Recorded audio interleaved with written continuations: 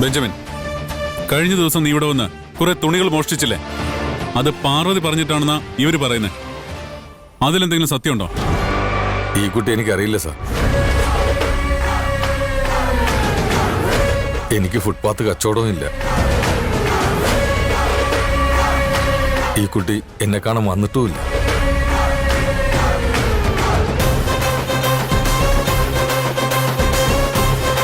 ഇവിടെ വന്നപ്പോഴാ ഞാൻ ഈ കുട്ടി ആദ്യമായിട്ട് കാണുന്നത്.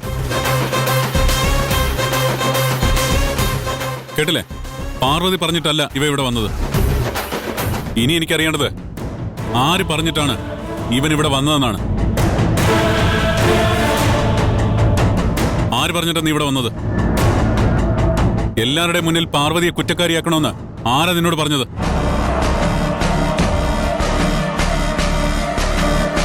പറടാ.